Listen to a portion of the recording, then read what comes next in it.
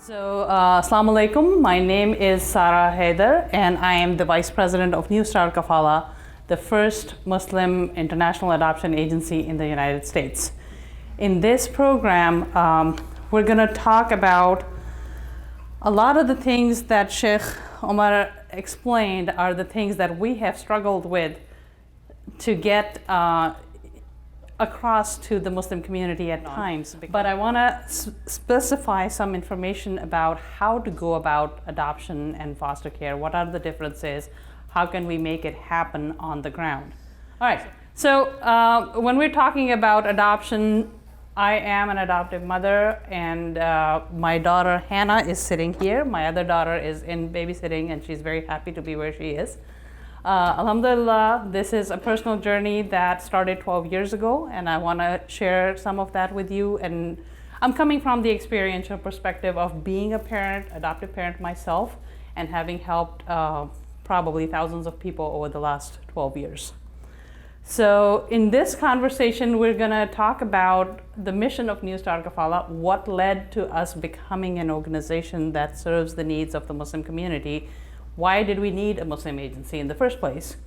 We're going to talk about the adoption services that New Start Kafala provides, and then we're going to go into a more detailed discussion about foster care. So we're going to talk about the difference between adoption and foster care and the different avenues of fostering both domestic and refugee minors situations. And there's a lot of opportunities for our community to get involved, even if you are not in a place to adopt a child full-time or foster a child full-time. The mission of New Start Kafala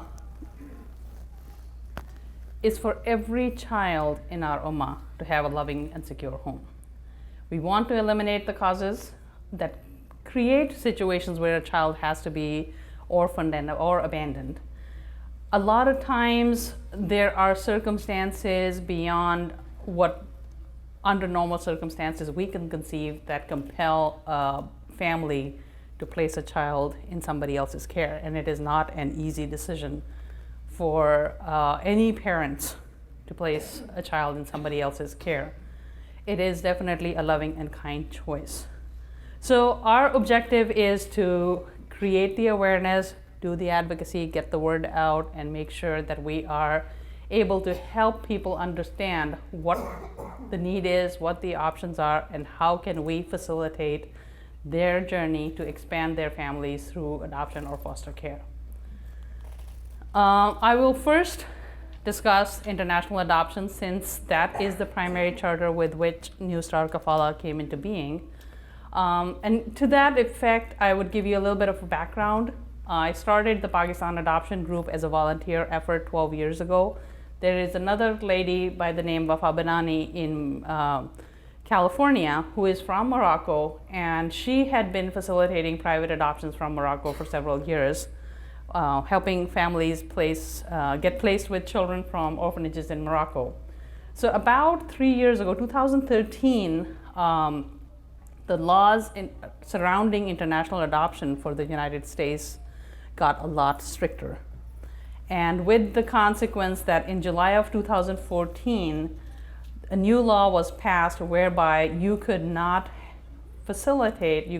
do an independent adoption from overseas unless the adoption was supervised by an agency accredited in the United States.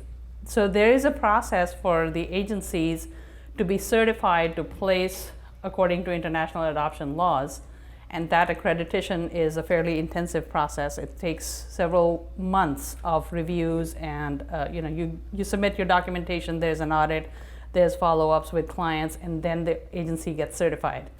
So we started this agency conversation about 3 years ago.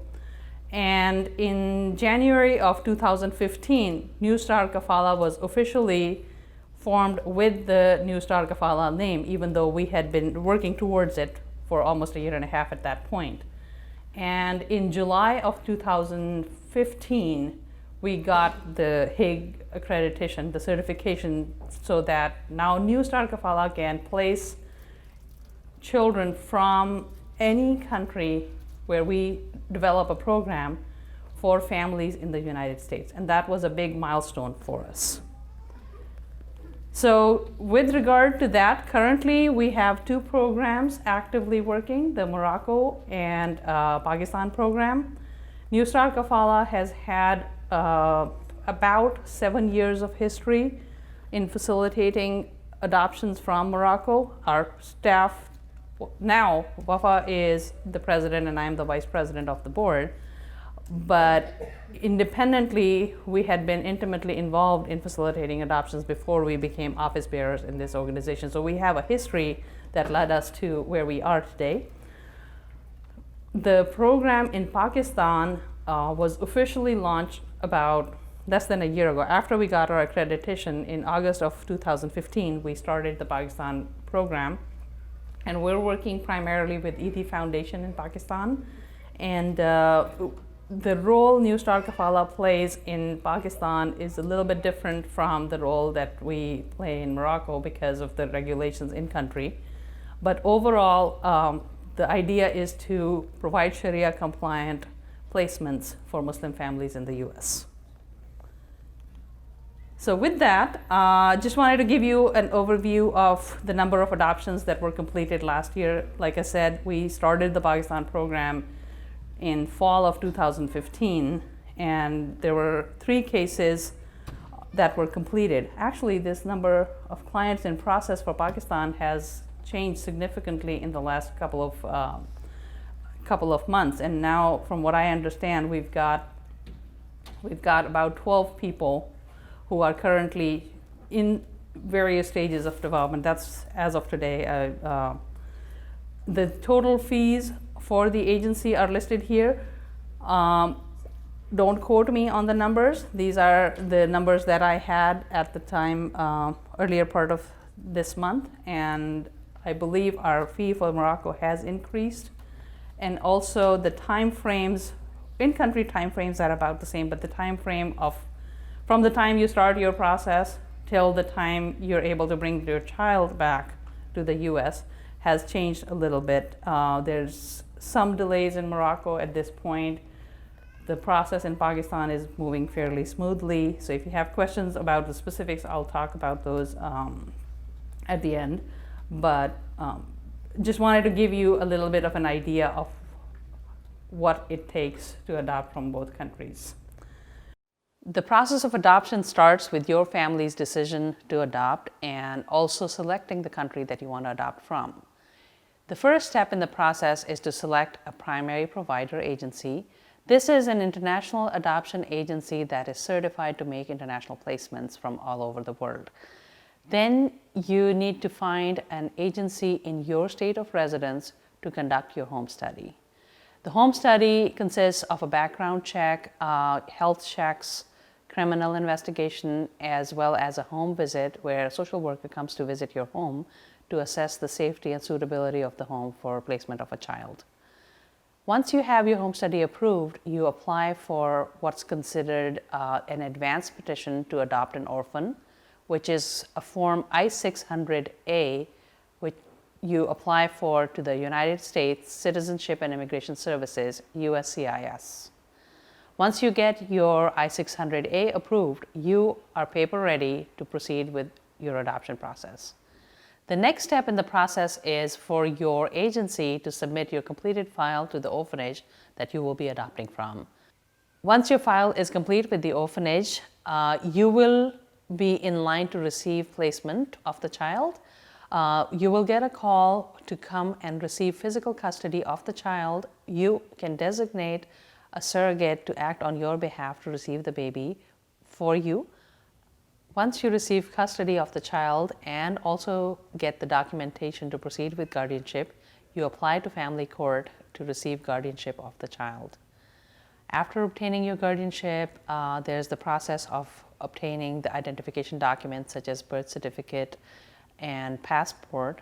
In Pakistan's case, there's an additional document called NICOP, National Identity Card for Overseas Pakistanis, that will be issued for the child.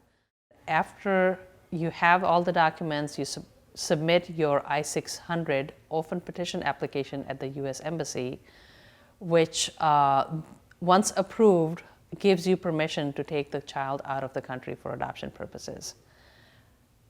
The next step is a medical checkup of the child and the visa application.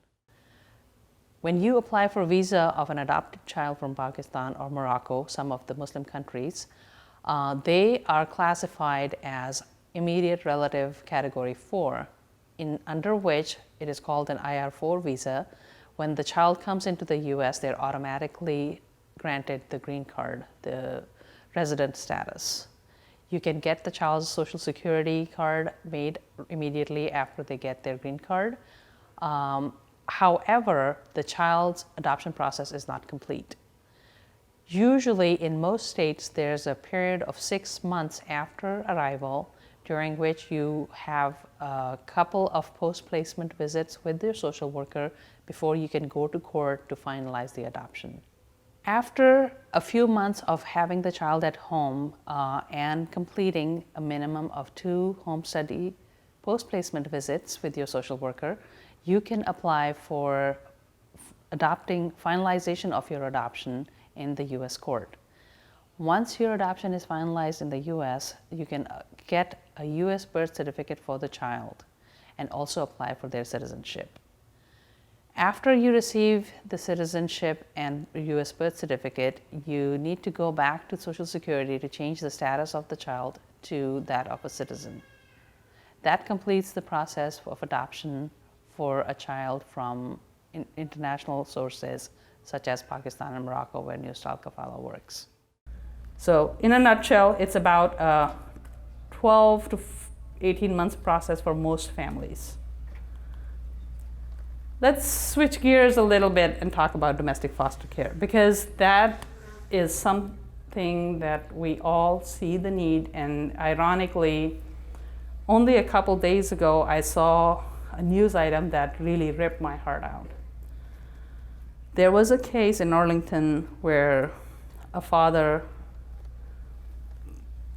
killed the mother and himself, and there are 4 children who have now been placed in CPS custody. This is not an unusual circumstance, unfortunately. This happens, I don't want to say regularly, but periodically. And every time a case like that happens, the whole Muslim community gets up in total uproar and is like, we can't let the children go into non-Muslim homes. Well, okay, that's wonderful. What's your solution? We should place them in Muslim homes. Okay, where are the Muslim homes? Crickets. There is an absence, a void of Muslim foster homes. So what is the solution?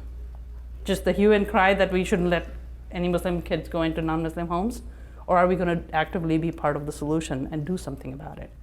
Are we, unless we're part of the solution, we're part of the problem. If we don't open our hearts and homes to those children, how dare we point a finger at somebody else who does? We don't have that right.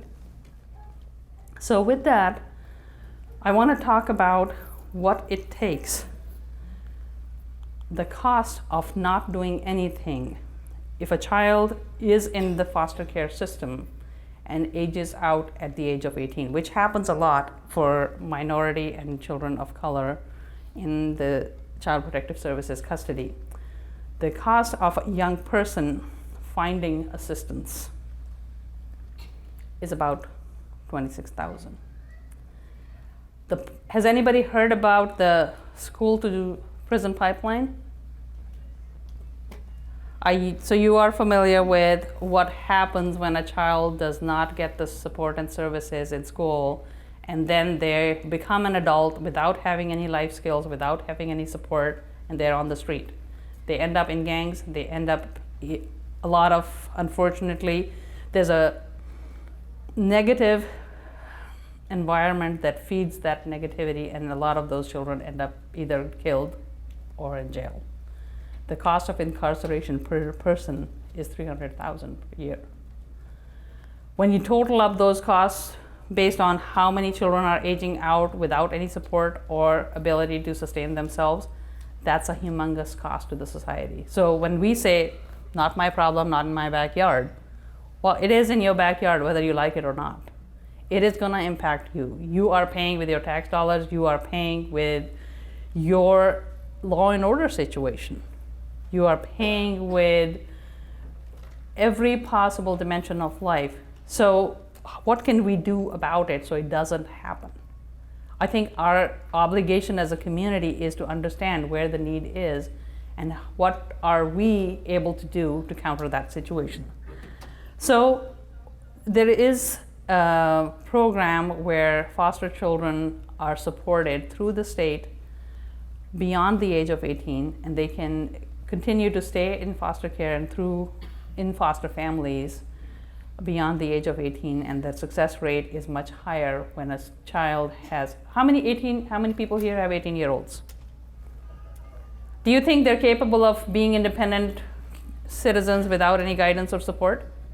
Why not? You know, they think they're adults, and they are for practical purposes. However, they are not always in a place to sustain themselves and to conduct life on their own. There's a lot of people, I ask 17, 18-year-olds, have you ever filled out a college application?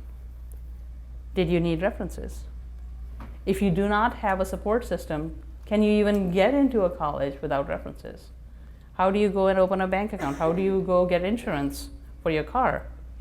There's basic things where young adults need the guidance, support, and sometimes financial backing of their parents and their families. So children who are growing up, moving from foster home to foster home, who do not have any adult with whom they have a meaningful relationship, what life skills do they have? Where are they going to go? How are they going to survive and succeed in the society? We got to think about that. I'm going to share some statistics with you just to give you an idea of what are we dealing with. I'm using Harris County, Houston numbers because those are what I am most familiar with, being from Houston. And I've been working with CPS on a faith-based foster and adoption support program. So in the Harris County, greater Harris County area, there are about 1.2 million children, of which 32,000 are considered alleged victims. Basically, these are the cases that have been reported as potential abuse or neglect situations. Out of those, about 6,000 cases have been confirmed that yes, there is active domestic disruption or abuse going on. Out of those 6,000, 1,800 children have been removed from their families. In just Harris County, we're not even talking, the greater Houston area, we're not talking about Texas. We're talking about one small subset of it. The 684 number is a very interesting number. There are children in CPS custody, in foster care, who are legally free to be adopted, but they are still in foster care. So if a family was available to adopt them, they would be placed for adoption, but nobody steps forward. There is a huge need for foster and adoptive homes for children in care. And when you look at the overall statistics, these, I believe, are in the US, yes. So overall in the US, there are over 400,000 children in foster care, but this is based on 2013 statistics, and the number today is likely to be higher than 400,000. More than 100,000 children are waiting to be adopted. So the 684 in Harris County equates to over 100,000 across the United States. There are 100,000 children in CPS custody in various places overall across the US. And there are more than 250,000 children entering foster care every year. It takes about, on average, almost 2 months, 2 years. 21.8 is basically 22 months. So initially, what happens when a child enters foster care, the family, the biological family, is given a grace period of about 12 months, typically 12 to 18 months, to make the home safe for the child. When the family fails to meet that requirement by the court, then the court moves to terminate the parent's rights. That process takes a few months, and if it is 18 months, it takes another 4 to 6 months to terminate the rights of the parents. And at that point, the child is legally available for adoption. Most of the time, CPS gives the first right of refusal to the foster family that the child is with. And ideally, they want to preserve the stability for the child, so they encourage the foster families to adopt the children. Some families only want to be foster. They don't want to take on adoption. Some families only want to adopt. They don't want to deal with the temporary nature of fostering, because fostering is basically temporary custody of the child, where a child or a sibling group comes into your home temporarily while the plan is to reunite them with their biological family. Once the biological family has exceeded or the grace period, or has some serious violations in the sense that there is no way for that home to ever be safe for the child, then their parental rights are terminated in a more immediate manner, and the child is made available for adoption. So when we look at the children aging out of the foster system in 2012, that's almost 24,000 children. That the moment they turn 18, they're considered independent adults. We wash our hands off of them and say, okay, not my problem, not in my backyard. What happens? The average age, okay, let's talk about who are the children that are available for foster care. One interesting piece of trivia that I've learned in dealing with CPS and other agencies in Texas is Texas law does not require Child Protective Services to document the religious orientation of a child that comes into their care. They have ethnic information, they have age, they have, if they're part of a sibling group or not. But unless the child specifically tells their caseworker that they're Muslim, Christian, Jewish, Baptist, Hindu, whatever, if a child is too small to speak for themselves, that data is not tracked. A lot of times children are picked up from unsafe homes where they're left by themselves. There is no adult to verify the information with. There are circumstances like that. So in those situations, without any documented religious orientation, it's very difficult to say how many Muslim kids are in the system. Although when they are older and they can speak for themselves, then obviously we know that their caseworker knows it and documents it. When you foster a child, it is your obligation to preserve the religious identity of the child. So if you are placed with a Muslim kid, it is your obligation as a foster parent to preserve their religious identity. However, if you are placed with a child that does not know their religious origins, and that's a child that sees you practicing Islam, the dawah is not to forcefully convert a child. Dawah is to draw them to Islam with your good character, that they want to be like you. You're a good role model for them. You are a better person than the last adult they remember being present in their life. That's what attracts people to Islam.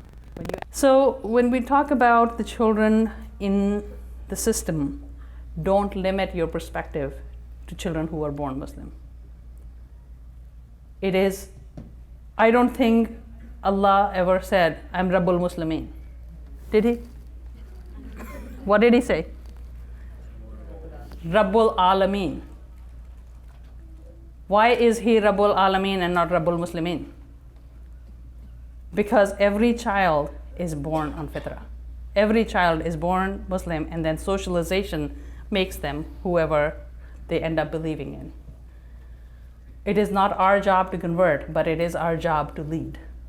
How we lead ourselves determines who we become and who the people who look up to us become. So, what's the number of caring adults it takes to make a lifelong difference in a child's life? 1. If it is to be, it is up to me, with Allah's help.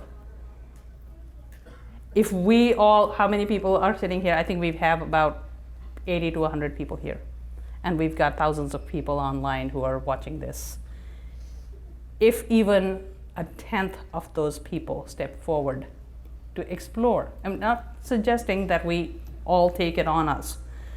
Explore in your heart if this is a path that you are led to. Let's talk about that.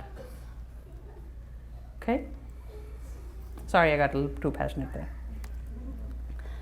All right, so I think I beat this horse to death, so I'm not gonna bring you to complete tears, just the start of them. Okay, so when we look at the regional demographics, what are the ethnicities of the children in care? There's a lot of Hispanic children in Texas that are in care because of various circumstances. There's a lot of minority children, period. So when you look at the others, is about 7%. So you have Hispanics, you have African Americans, you have Caucasians, they're the bulk of it. And then in the others, interestingly enough, when we had the first orientation session with CPS in Houston, we asked this specific question of how many Muslim children are in care. And she said documented, probably about 3%. But we have 7% confirmed that are classified as others. So the other 4% could be all Muslims or several different denominations in the other 4%. They can't confirm that.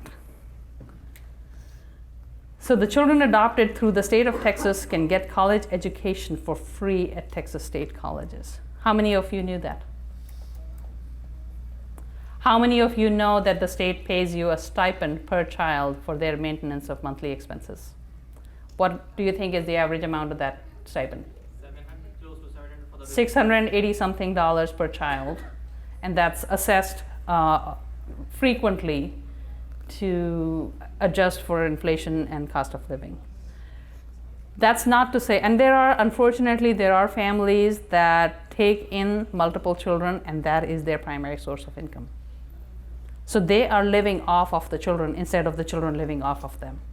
That's a very unfortunate circumstance because there are cases where somebody reported that they saw a family eating at a restaurant where the foster child was basically sitting on the side and the mom and daughter were having a scrumptious meal and he was not offered any. And they're probably living off of that money. That's not right. We have to answer to Allah. We can't take from an orphan. We cannot take from an abandoned child. I love this toothless grin. How many years is 924 days? Any mathematicians here? About 3 years? 2.5 to 3 years? Almost 3 years? That's a long time for a child that does not look over 6 years old. Average amount of time children spend in foster care before they're placed is about 2 years. He definitely exceeded it because he was a child of color, a minority. Also, I want to share something with you that I have found very helpful and useful. This is, the source is Hope and Healing Foundation, Hope and Healing Center in Houston, and the lady who is the director of this program, she's a fellow at the Hope and Healing Center, and she's doing a funded research on how to improve and support faith-based adoption and support programs. So she's developing a curriculum, and she's reached out to me that she has 8 churches in her program as part of the pilot project, but she wants to make it more of an interfaith effort so that she covers the Muslim community, the Jewish community, as well as different communities of faith in the Christian church. And she is willing to work with us to develop curriculum. In fact, this presentation, according to her, qualifies as the first or the second step. She hasn't figured out exactly where it falls. It's like at a 1.5, which is probably where I fall.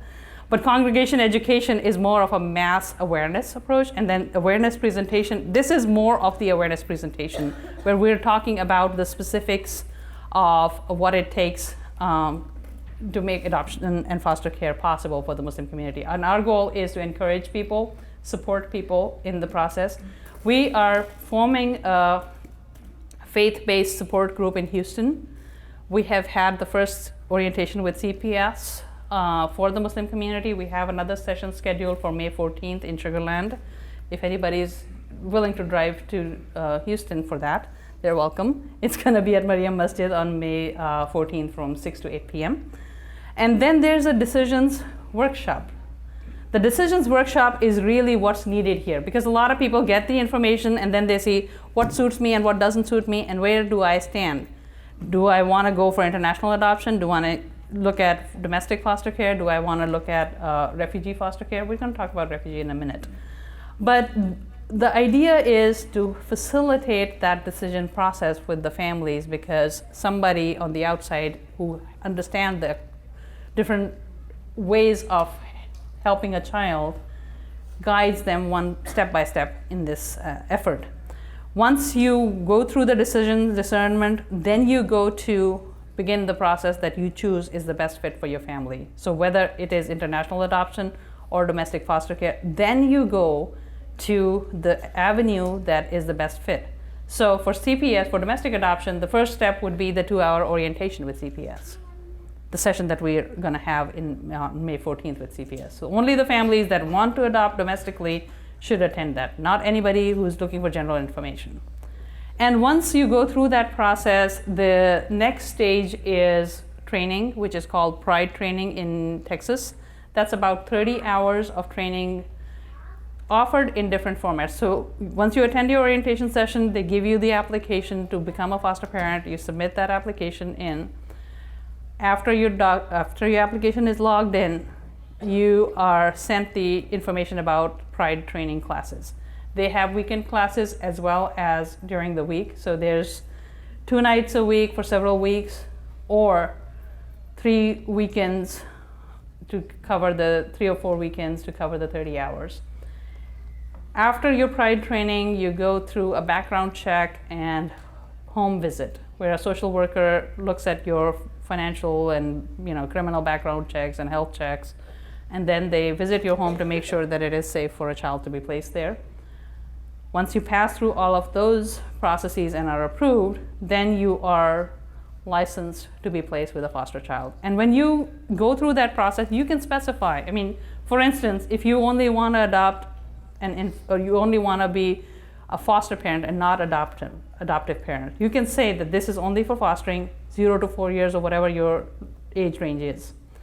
Or you can get a license for foster to adopt, so that when the child becomes legally available for adoption, you have the option to adopt them. And in some cases, you say, no, I only want to look at the children who are legally available for adoption. And you can be doing your licensing only for adoption. So that's up to you. You can specify whether you want a boy or a girl, what age group, whether you want to take in a sibling group or not, what kind of, if there are any health or behavioral issues that you are open to. You can specify all of those things, and the social worker will discuss those with you in your process. So at the end of that process, you are ready to be placed with a child. And whenever there's a child available, they will call you. And usually you have to take custody within an hour or 2. It's not like, oh, I'm at dinner and I'll get to it when I get to it. No. The child is in crisis at that point. CPS is trying to get them to safety as soon as they can. Once the child is removed from a home, they want to stabilize the child as soon as possible. So if you are licensed, you need to be cognizant of the fact that you could get a call at 11 o'clock at night and you will have to take in a child at that time. You can deal with the rest of the consequences. Obviously you're not going to have a crib and a bed and everything ready. It's possible. All of those things can be worked out. It's up to you to accept or not accept that placement, but they will call you whenever there's availability. Okay? Next, we're going to talk briefly about refugee foster care. How many of you have heard about refugees coming to the United States? Really? Wow, this is a very informed crowd. Sometimes there are circumstances where children are separated from their families, or they are the only surviving members of families, and they go through the refugee certification process as an individual, as a minor, acting on their own. They are, by the time a person, I wouldn't say child, by the time a person starts registration with UNHCR and goes through the refugee certification process, it takes about 2 to 3 years. And once they enter the United States, most of these minors are between the ages of 14 and 18. They're teenagers. Majority of them are boys. There's very few girls who come in as refugee minors. There are some, but typically it's teenage boys. Why do you think that is?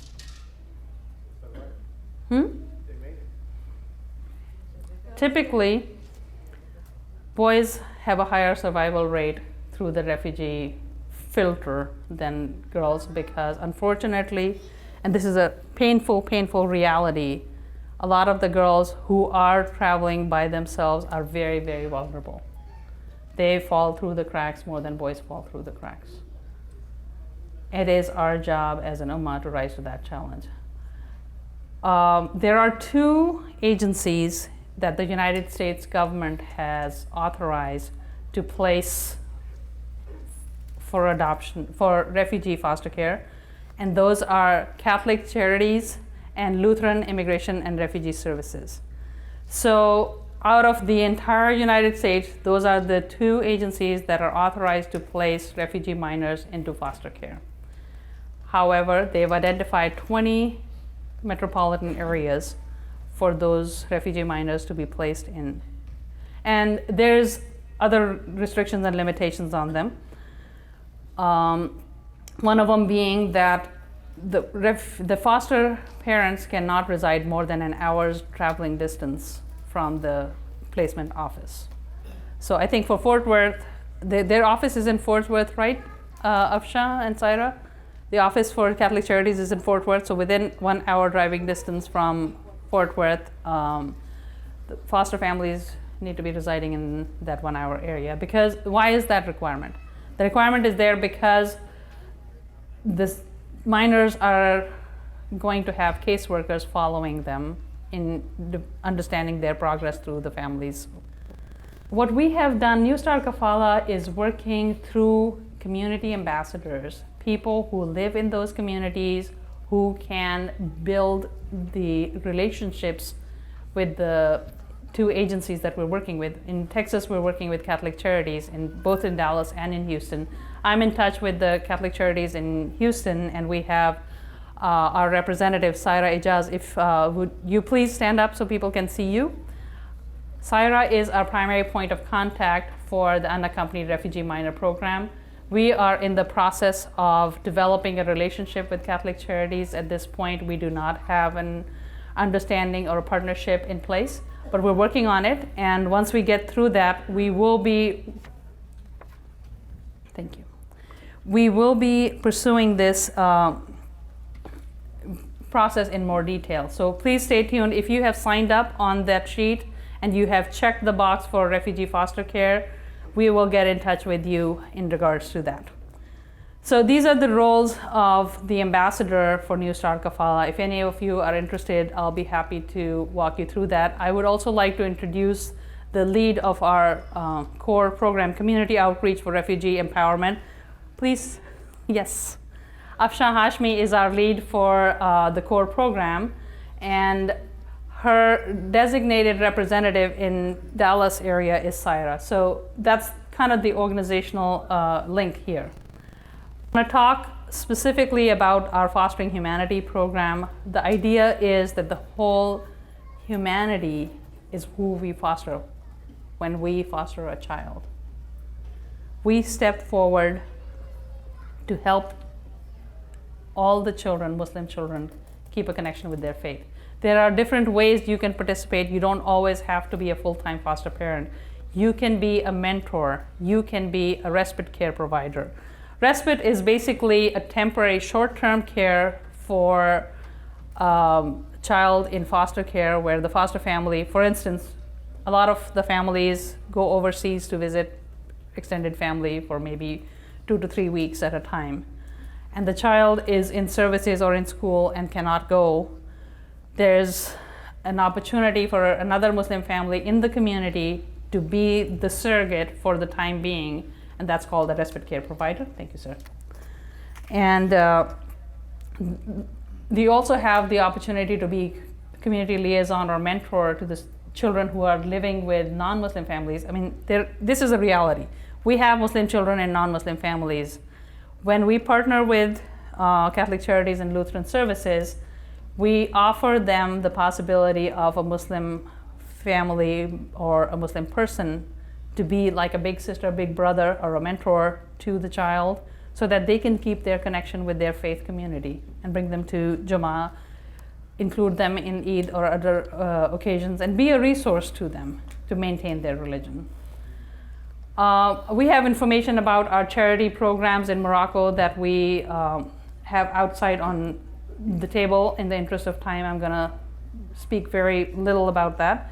You have the opportunity to sponsor a child, and you're able to connect with a specific child's profile and sponsor their sustenance and education. The HOPE program, Helping Orphans Progress Emotionally, is very important because it provides the emotional connection to the children. What happens with a lot of the families when they adopt the children, there's so many children in orphanages that they don't get the personal care and attention that a child growing up in their biological family typically gets with the mother. You know, the skin-to-skin contact, the engagement, the enriched environment that you can provide. So we have somebody come in and provide that service for the children in the orphanages. I'm going to skip over these programs. The brochure outlines those very specifically. How can you help? This is what we want to talk about. The way you can one way you can help is to adopt a child internationally. Obviously, we've touched on that. Another is to become a foster parent domestically, provide respite care to full-time foster parents, foster a refugee minor, or mentor a child in CPS custody or a refugee minor in a non-Muslim foster home. And obviously, you can support to our enrichment programs and overall to the cause of New Start Kafala as we build this organization to serve the Muslim community. That's all I have, and I'm going to open it up for questions at this point. We've got our volunteers with index cards. You can write your question on the index card and forward it to us. Yes, sir.